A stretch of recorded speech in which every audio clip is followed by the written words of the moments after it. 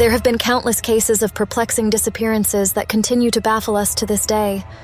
These enigmatic events come in various forms and are often accompanied by peculiar and inexplicable clues.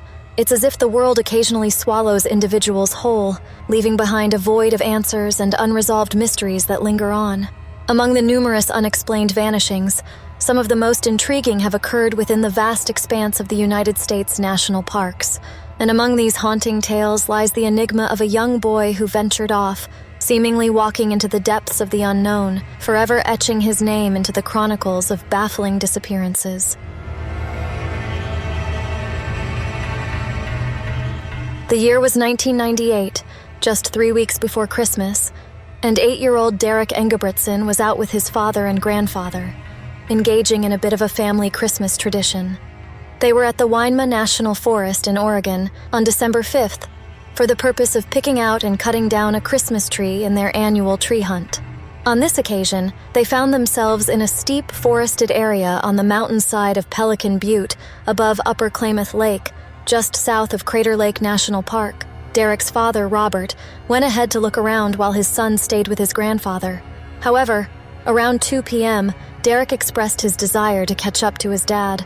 Since Robert was just a short distance away, the grandfather gave his consent, and little Derek ran off, in good spirits and clad in his bright blue snowsuit. Little did anyone know, this would be the last time anyone would ever see the boy.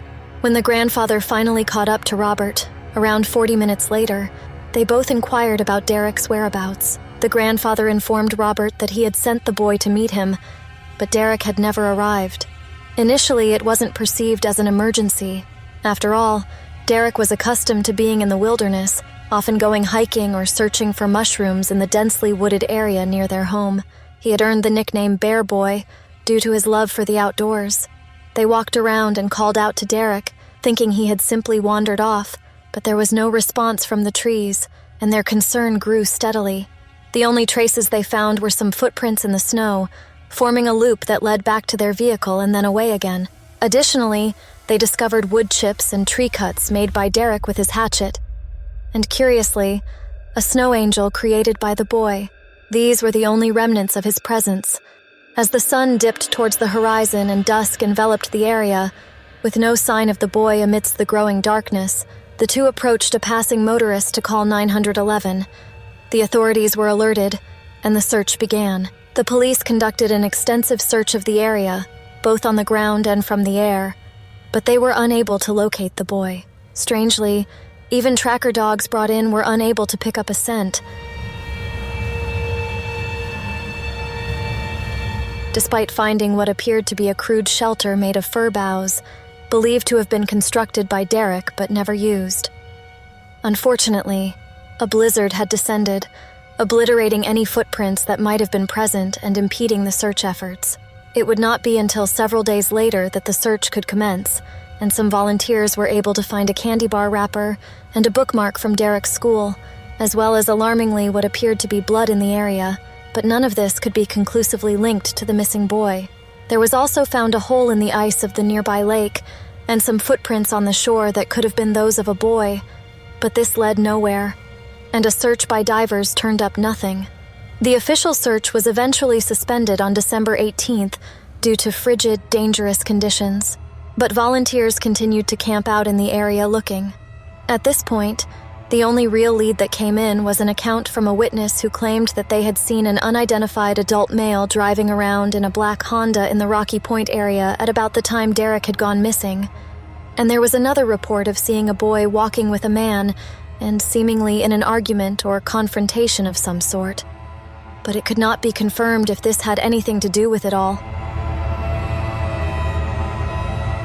Nevertheless, Derek's case was being increasingly seen as an abduction, while others were sure that he had simply gotten lost. Either way, considering the worsening weather and sub-zero conditions, his prospects did not look good. By this time, the disappearance was all over the news, but even with Derek's picture making the rounds, there were no further leads, and the case was going as cold as those mountains.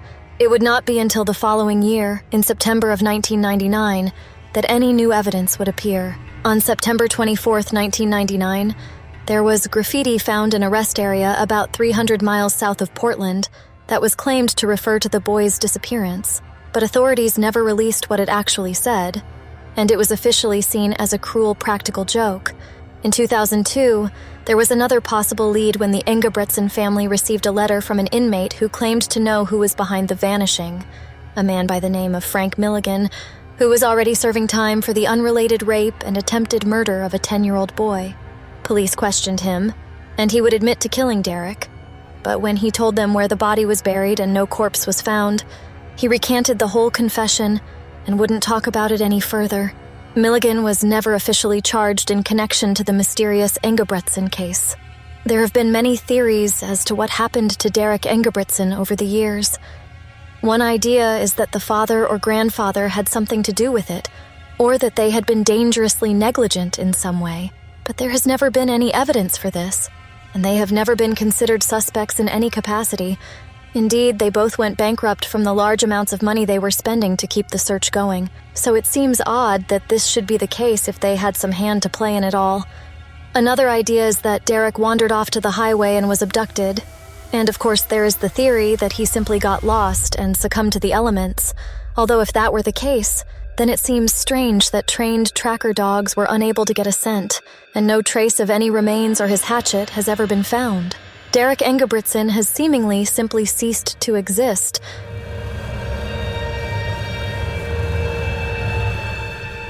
On Labor Day weekend of 1975, a young couple by the name of Ron and Jill Newton set out from their hometown of Manchester, Maine, on a camping adventure to Natanis Point Campground in Chain of Ponds, Maine, right up against the Canadian border. It was a fairly remote area, but the family was not worried as they were in their newly purchased second-hand tent trailer. As they headed out with their daughter Kimberly, age 6, and Kurt, age 4, and with 3 other families joining them later, everyone was in good spirits. They arrived at the campground without incident on Friday and enjoyed fishing and hiking amongst the breathtaking scenery. The kids played on the bicycle Kimberly had brought with them, and Kurt had brought along his brand new bright red tricycle, which was his pride and joy. On Saturday night, they had a grand bonfire to the sounds of talking and laughter, and it was shaping up to be a great trip. However, dark clouds were on the horizon, and one of them was about to take a trip off the face of the earth to become one of Maine's most puzzling mysteries. That Sunday, September 1st, 1975, started out fine. The families had breakfast, and Jill Newton went off to wash her kids' muddy clothes not far away at the bathhouse. Kimberly and Kurt were playing around the campground, and things seemed to be just as normal as they could be. Ron decided that they needed more firewood for their dwindling fire in the chilly weather, so he got into their truck and headed down towards the logging road to collect some at around 10 a.m. One of the family friends from another trailer then looked outside to see little Kurt get on his red tricycle and bolt off down the road as if trying to catch up with his dad, and he seems to have just kept on riding right off the face of the earth. Later that same morning, a little girl from an adjacent campsite by the name of Lou Ellen Hansen saw the boy pedaling by, and that seems to be the last time anyone ever saw him again. It was considered highly unusual for Kurt to just go off on his own like that, as he had always been a very shy boy who, while able to be out in the woods, was terrified of actually venturing out into them. He once told his mother rather ominously, "Mama, there are monsters in there." He wouldn't even venture very far from the family's own backyard. He was also seen as being attached to his mother by the hip, rarely going out of eyesight from her, so why he had gone off tearing down that road on his new tricycle was anyone's guess. At this point, no one really realized the gravity of the situation. Jill came back from washing the clothes, not gone for even 10 minutes, and assumed that her son had gone off with her husband. It was not until Ron came back and asked where Kurt was that it really dawned on anyone that the boy had disappeared.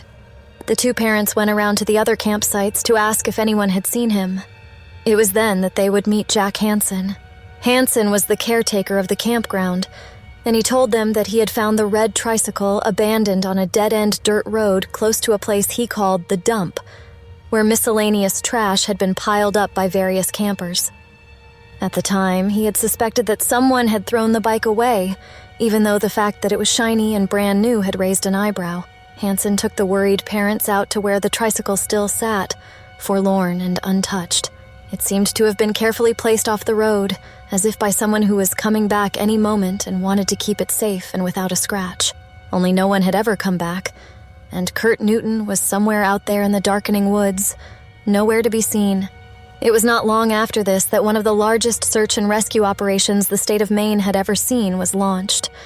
Searchers used helicopters, advanced heat-detecting equipment, loudspeakers calling out the boy's name, and tracker dogs. But no sign of where he had gone could be found. Hundreds of volunteers joined in the efforts, tirelessly scouring the area, and the news was soon crawling with headlines concerning the missing boy. As temperatures in the area plummeted, the search became more desperate. Flyers were distributed on both sides of the border, yet there was nothing.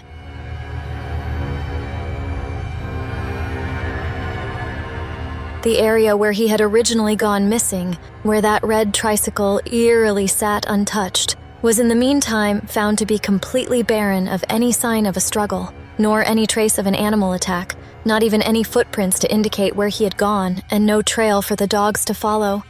Indeed, the bloodhounds were reported as running around in circles in confusion. It was as if Kurt Newton had just evaporated into thin air. One of the head investigators of the disappearance, Dwayne Lewis, would lament, "Every now and then in the history of mankind, the incredible happens that we can't make sense of.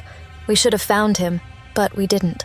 The search officially ended on September 13th, after over 3,000 search personnel and volunteers had thoroughly combed the area with every tool at their disposal, coming up completely empty-handed. With the worsening weather, it was thought that he had little chance of survival, and the theories swirled. Kurt's parents thought he may have been abducted, but by whom and how? It was a very remote area. The tricycle had been found on a dead-end road, and there was no sign that any vehicle had recently come through there. Police could find no evidence whatsoever of foul play or abduction, so where was he? Had it been a wild animal? There was no blood, no animal tracks, and no torn clothing indicative of such an attack. Another idea was that he had stopped his bike and gotten lost, wandering deeper and deeper into the woods. But how did this happen so fast? And why weren't such meticulous search efforts able to turn up any sign of him whatsoever? Some further clues and leads turned up in the days after the search from people claiming to have seen the boy, but none of these led anywhere, and pictures sent in by people of who they thought were Kurt were denied by the parents. The case went cold, and cold it remains. What happened to little Kurt? How did he manage to escape out into the wilderness in such a short span of time, only to leave behind his shiny new tricycle and nothing else whatsoever? We may never know.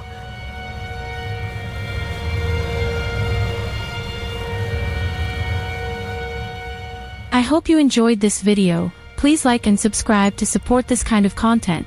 See you on the next travel.